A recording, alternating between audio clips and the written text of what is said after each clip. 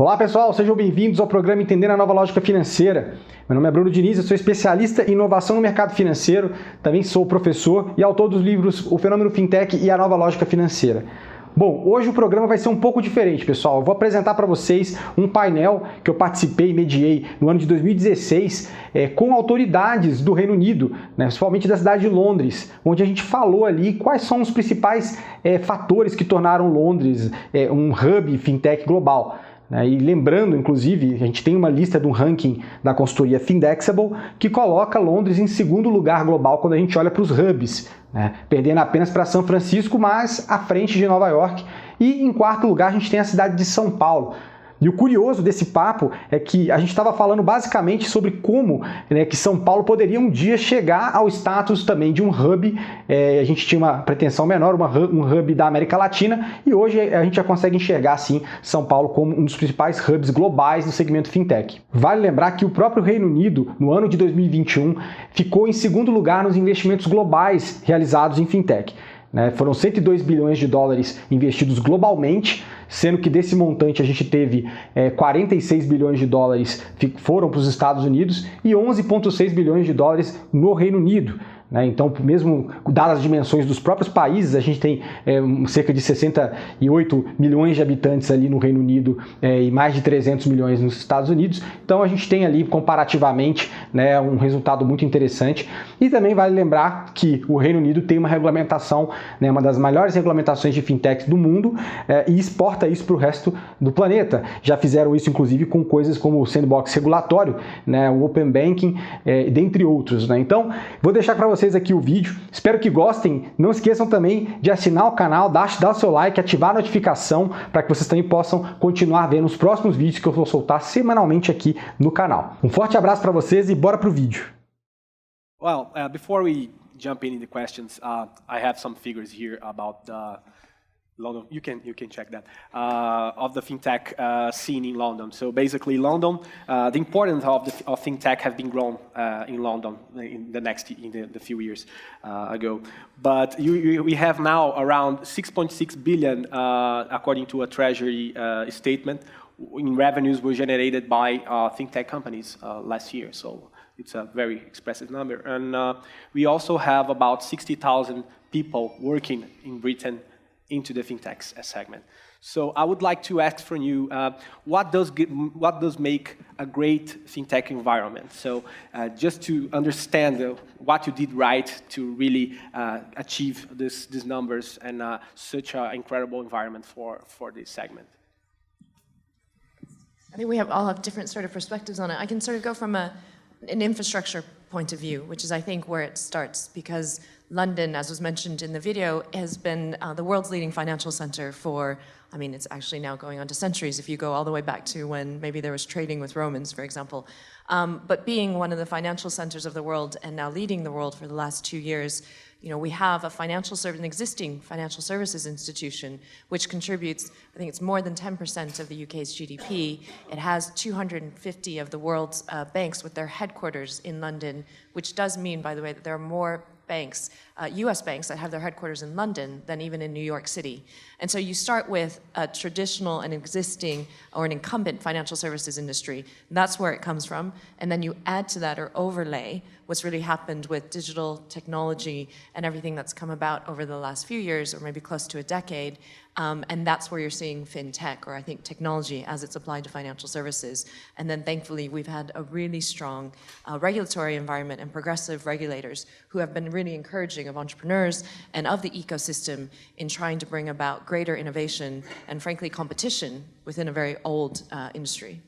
I think also it's just worth noting, so a lot of people, when they look at London, they think London has gone from almost a standing start to this huge technology cluster, one of the world's largest technology clusters, in kind of 5-6 years. Now, there were lots of technology businesses in London, but the growth we've seen in startups over the last 5-6 years, and fintech is the exemplar, but not the only area, has really been a concerted effort to provide the support that's needed to create that ecosystem.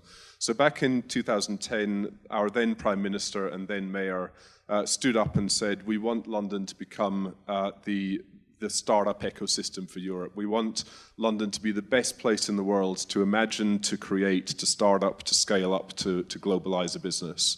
So what do we need to do to achieve that? Government can't create businesses because government can't create clusters, but we have this incredible creative talent in the city. A lot of it focused around the East London area, where you have very kind of inner urban environment, lots of warehouses, quite a cool part of the city, the youngest part of the city, most international part of the city. And the idea was, what can we do to both get out of the way, clear the barriers, but also provide the support that's needed? So there were regular breakfasts, it's either monthly or quarterly breakfasts in the Prime Minister's office with one of his key advisors saying, what do we need to do to make this happen? And it was everything from changes to the tax code for investors, changes to planning laws, changes to leasehold terms for more flexible workspace, changes to the education system, making coding mandatory for kids coming through, changes to immigration laws, providing new visa arrangements to bring in exceptional talent. Huge amount of outreach that we've laid a lot of that work on, banging the drum for London, reaching out to people like Google was one of the first examples. So going out, pitching to Eric Schmidt and saying, what can you do to support the London ecosystem, and hence the creation of Google Campus in London. So all of that kind of coming together and being driven very from the centre, from the leadership, to try and support this over the last 5-6 years has been a massive joint effort by all the different players, private, public sector, working together. Great. Rajesh, you got any considerations? Look, I mean, that sort of perfectly pretty much has been said, but London has been the world's financial center for many, many years, even centuries. Very, very well-established financial services sector. So you've got the banks, more banks than any other city in Europe, more US banks in London than in New York, home to 250 banks just in 1 square mile. And then you talk about foreign exchange, which is my background. More than 50% of all the foreign exchange traded in the world. And by the way, on a daily basis, it's about $3 trillion every day is traded in FX markets, half of which is actually traded from London. So London historically has been financial capital. You just add tech to it, and that makes it fintech. So I've been doing fintech long before it became cool. I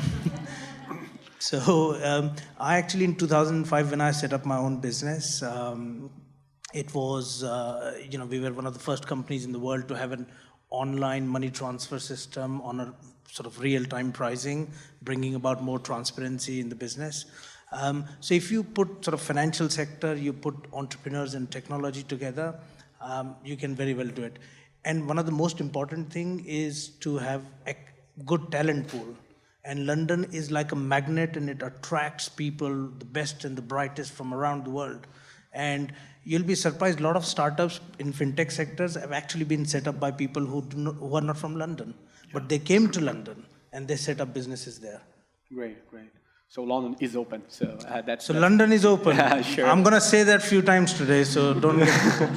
Okay, great. And Gordon mentioned that in 2010 that you got this, the relevant partners and probably the City Hall realized that fintech would be something, and London would prepare itself to be a hub just like it is today. But do you think there is, specifically for fintech, when did the City Hall and the relevant players realize that we are going through this huge transformation in financial markets in places just like in the hubs, the financial hubs in the world, just like Hong Kong, New York City, and London, London need to position itself as the fintech hub? So because what we call fintech today is going to be part of the financial services, very briefly. So I would like to explore that with you guys, specifically around taxations, incentives, and things like that, and regulations. When did that really start happening? I think a lot of it really kicked off around the same time that what Gordon was describing for advancing London as a technology hub overall. It was at that time where we would look for very specific maybe case studies or subsectors, and fintech or financial services was obvious. And even a cynic can see that that's not necessarily just altruistic 2008 was quite painful for London and for the UK generally with the financial crisis. And in 2010, with that same government, same central government, there was basically, after bailing out 4 of the country's largest banks, a very concerted effort and almost a defensive position at that point to say, we need to encourage innovation in the sector, and we absolutely need to increase competition. And while there was, plans and initiatives put in place to ensure that that happened from within the banks themselves, there was then this concerted effort to talk to regulators, to talk to investors, and to figure out the best way to encourage that to come from startups or small and medium enterprises. And so, as you described, there were a whole raft of tax initiatives or incentives, and Gordon mentioned those too, which actually just encouraged greater business angel investment activity in technology, or actually even in any sector generally, but which again probably came from a lot of city sort of employed people or people who understood financial services and technologies the best. There have been things like research and development tax credits. There were hubs that were set up and sort of co-working spaces in the Square Mile, in Canary Wharf, which is the other financial center, and then also in sort of Silicon Roundabout or East London, which is where a lot of the technology innovation was coming from. So those were some of the things. And then from a policy point of view, the government actually committed to licensing up to 15 new challenger banks. Yeah. So genuinely new banks that would be UK licensed, that would be underwritten, and therefore deposits would be guaranteed by the government. It committed to do 15, which is quite a statement, since for the 10 years prior there had only been 8, and before that there had only been 1. So to go and say we were going to do 15 between 2015 and 2020 was quite an ambitious sort of leap, but that's what probably rallied everything around it. And then you came down to even things like appointing for the first time, an envoy for fintech. So for Treasury and for the Bank of England and for the FCA to have somebody that was in the community, or at least feeding back what could help or stimulate or encourage more entrepreneurs to get involved. All of that happened after 2010, I would say. Okay. And I think there were kind of 3 things that came together, some of which intentional, some of which serendipity, as is always the case. I mean, the global financial crisis Eileen mentioned, it really created a change in mindset. You had lots of people being laid off in the big banks, and all of a sudden banking was seriously not cool. And people, whereas previously people had wanted to go into the city, people had wanted to go into banking, they'd wanted to go into the support services with the consultants and the big 4 accounting firms, etc. What you saw was a lot of people coming out of that a bit disillusioned and saying, you know what, I can start up my own business, I can take control of my own life and I can do this. And we saw, and I think it was Churchill who said, sort of, never let a good crisis go to waste. That was a time when you saw a lot of entrepreneurialism, a lot of people thinking, I can do something myself, take control of my own life. And we saw a massive rise in enterprises being created, which has been sustained, a lot of it by immigrants coming into London, using London as a base to set up their businesses. So I think that was a really important kind of foundation. But a couple of things that also happened, some of which was curated, some of which just happened naturally, was the banks being in trouble needed to innovate, and some of the more forward-thinking banks, you saw Derek from Barclays, who was at Barclays up there, realizing we need to collaborate with these startups because the world is changing and we can't do this in-house. We're just too big, too cumbersome, it's too difficult. Opening up their APIs, disrupting their systems, collaborating, setting up programs with people like Techstars and others. And that collaboration goes right across the financial sector now in London. It's probably an area where I would say London really does lead the world more than any other city. So from MasterCard to Santander to PayPal to Barclays to Aviva to Citigroup to all these programs right across, where you've got the big institutions saying these companies are either going to steal our lunch or we're going to turn into dinosaurs, and we have to work together with the ecosystem. And that was a huge, it's still difficult, it's still very difficult, I think, for companies trying to work with the big banks. It can be very slow, but that was a really important change. And then the other area which we can come on to is, and Eileen's probably can say more than me, is on the regulatory side, where a very forward-thinking regulator thinking about how do I work with and how do I regulate these new technologies, and providing support in a sandbox program to help companies test out, well, if I did this, how would you respond as a regulator? rather than just saying, shutting down the shutters and saying, we don't do this, this is too risky. So how the regulator responded, and again, how the pressure that was put on the regulator to be sensible and kind of be supportive and innovative, and that's part of its mandate to help innovation, was a really important driver and will continue to be a really important driver going forward. Great. Rajesh, any consideration? Just to add to that, I think ecosystem is very, very important. Ecosystem, not echo. But echo. just as I say ecosystem, it starts echoing. So ecosystem is very, very important, because when people ask me, you can't make somebody start up a business. You can't make them start up a business. And people ask me that, do you think entrepreneurship can be taught? So I say, I don't know whether entrepreneurship can be taught or not, but it can be caught like an infection. So if you create an environment where people come together, like an infection, people will catch it. So that is very, very important. And I think there were a lot of efforts. Google Campus, this is a classic example. It's like, you can feel the entrepreneurship in the air. And that environment and ecosystem is very, very helpful. So in London, we've got an area which we sort of pushed. These are sort of old street roundabout. There's a big roundabout. It was sort of dubbed as the Silicon Roundabout, and it used to do weekly events, which was called Silicon Drinkabout. So the idea was to bring people together. So ecosystem is quite important.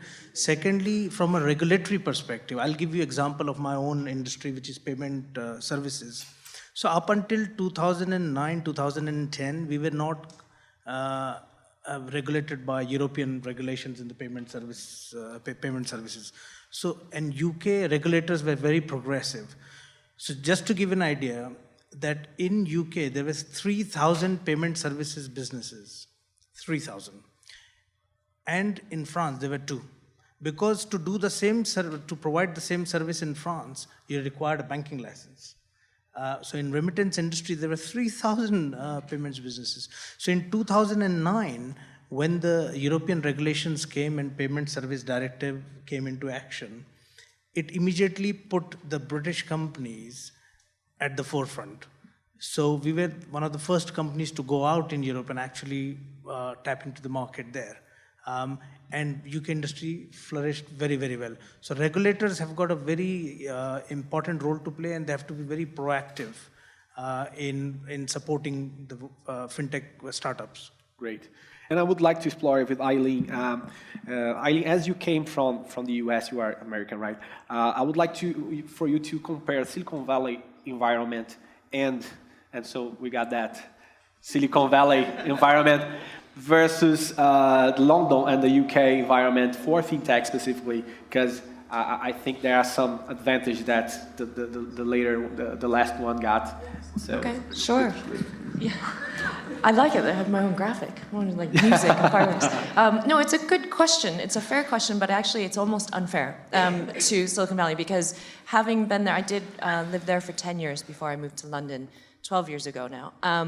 And I think there's a lot of attributes, of course, that Silicon Valley has for tech generally, or for digital overall. But fintech, actually, there isn't any special sauce in Silicon Valley. And if you were to think about what the most recent, say, fintech success story out of Silicon Valley were to be, it'd be difficult to think of one beyond, say, PayPal or Intuit, obviously none of which are very recent. And you would have seen more fintech innovation from the US coming from New York City, and as we've talked about, because that was the financial capital. So, in terms of where I sit, and Gordon kindly mentioned, I have a day job, and that is as a venture capital investor.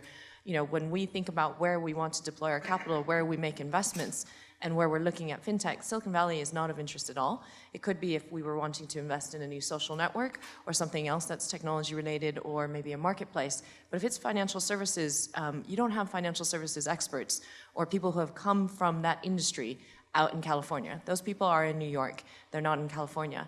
And so there's no competition really. We even get queries from US-based VCs asking us all the time, what are the best fintech investments to invest in, with the assumption that those are in London. The other point to mention, by the way, is even if there was a financial services capital sort of somewhere in California or if you could somehow combine New York plus Silicon Valley and kind of get that ecosystem, or those two ecosystems to collaborate, which they don't presently do. They actually compete with one another, which is another strength that I think we have in the UK. The regulatory environment in the United States is just completely debilitating for fintech and financial services.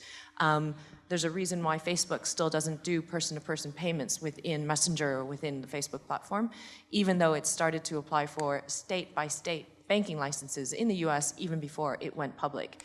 So if a company like Facebook, with all of its resource and its cash reserves, is still taking more than a decade to get those licenses, you could imagine that no startup has any chance or any possibility of competing, across the country, since you would have to get state-by-state licenses. And again, contrasting that with what you have in the UK, with a progressive regulator and a license that would apply for a market, of 60 million people, again, there's really no competition. It's a bit unfair because there is no sort of ingredient that makes Silicon Valley a heavyweight for fintech. Great, yeah.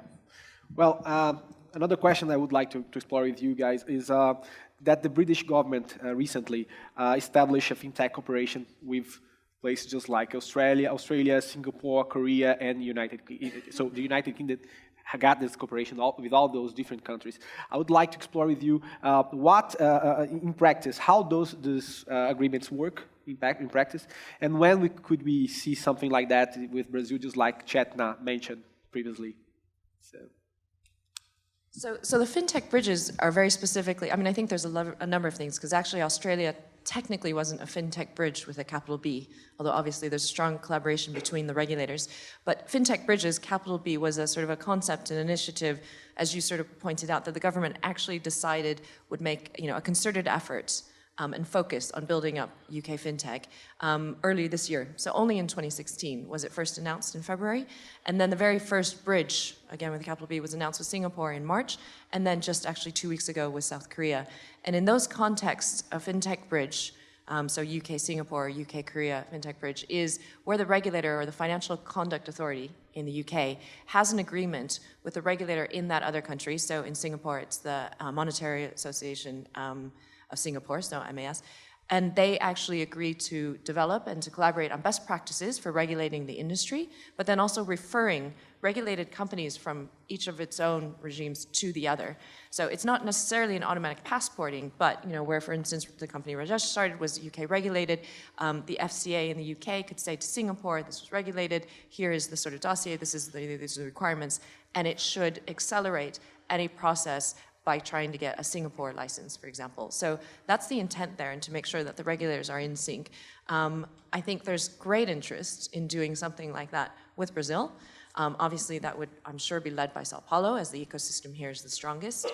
How that's determined, I think, could take a number of years, but I think conversations like this are what actually get it onto the radar screens and into the minds of the regulators. And within the UK, it is such an important thing that it's not just the FCA. It goes across UKTI, the Foreign Office, and the FCA, as well as Bank of England and Treasury. And so I know those conversations are already happening across Whitehall with respect to Brazil and what we do to strengthen the relationship and the dialogue that we have with Sao Paulo explicitly. I'm hopeful that there could be developments, whether it's akin to what we did with Australia or more formally with Singapore and Korea, over coming years.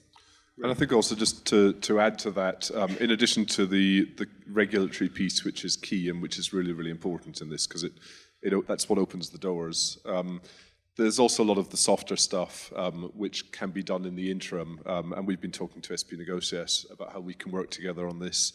And we have similar relationships with our counterparts in New York, in Singapore, where we can help the ecosystems kind of create that bridge between the ecosystems. So taking companies from London out here that looking to collaborate, looking to partner, bringing companies from Sao Paulo into London, again, providing helping them to access the ecosystem. I mean, that's our core bread and butter. That's what we do.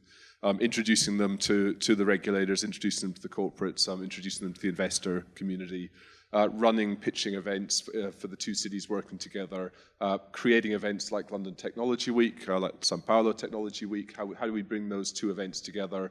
That was a learning that you guys took from us, which is fantastic. What can we learn from you in exchange? But also, how do we bring those two ecosystems together so that the companies meet each other and start to talk about what they can do together, whether that's trade investment flows, business collaborations. I mean, that is what we're here for as our core bread and butter. So what we're doing this week in Sao Paulo is really thinking about how we can take that to the next level over the next year or two. As I said, we do it already with cities like New York. We do it already with people like Infocom in Singapore. We'd like to do something similar here, because it really feels, I've really felt the last day and a half here, just the energy that's in this city, the scale that's here, the way this is just going to explode over the next 4 or 5 years. So, great. Absolutely, we should do it. There are enough people building walls. We should try and build some bridges now. Look, Brexit or no Brexit, I believe that we need to open up and we need to collaborate with a lot of other cities in the world. Because if you think about it, 19th century was of the empire. There were different empires around the world. 20th century was more around nation states, countries. 21st century is about the cities, where cities have got huge power and huge ability, where they can actually come together and work with each other. And that is why I think we need more city-to-city collaboration. And it's easier to actually work with other cities rather than trying to get complicated with the sort of at a nation state, and which is also quite important. But at a sort of city level, I think it could move quite fast. That is why we are here, and we've collaborated with other cities around the world, and we are looking to do more and more. But Sao Paulo is very, very important for us, because look at the sheer size and the energy in this place. It's phenomenal, and there's a lot of talent, and I think we have to collaborate we have to share notes, and we have to learn from each other. So there are certain things that we have done very well, but there are certain things that you have done very well. And if we keep that bridge going, so there is a two-way traffic of knowledge and helping startups. So startups here can be helped by startups there, and they can communicate with each other. I think that is absolutely the future. Great. Based on London experience, what advice could you give to the public and private sector representatives from Sao Paulo in order to improve the fintech environment and position our city as the leading Latin American hub for fintech? Well, they say success has many parents. But it is true, success has many parents, not because everybody is trying to take credit, but because of the fact that everybody has to contribute in making something successful. And if the fintech sector in London is successful, it is a combination of government initiative, sort of national government, London government, the private sector, the public sector, all of them have actually come together and made it a big success. And and also the sort of financing community has had its own role to play, which has come a long way in last 10-11 years. I remember when I started my business in 2005. Before that, I was in a job, and I quit my job. I was 27 years old. I thought, I'm going to start my own business. I quit my job, not realizing I've actually got no money, and my visa going to run out in 6 months. So I went to a bank asking for a £10,000 loan to start the business. And banks being banks, they sort of turned me down. So 2 days later, I went back to the same bank. I said, you're right, I should not start my own business. I'll continue in my job, but I'm thinking of buying a car. So they lent me £20,000 to buy the car. And don't ask me the name of the bank. Or the car. Or the car, because I never bought the car. I did not even have a driving license. So I started my business with that. That was my living off money for next 18 months as I started. But access to finance has come a long way since as well. So the venture capital community has played a big role, and most of the sort of big venture capital firms from the US as well have got a presence in the UK now, and they've chosen London to be their base for investing across Europe even. So I think all of them have had a role to play. So everybody has to work together in this. And and I had a sort of meeting with your city hall yesterday, and it's very positive. There seems to be a lot of commitment from their side as well. So I'm sure with all of us working together, we can make this happen. Great.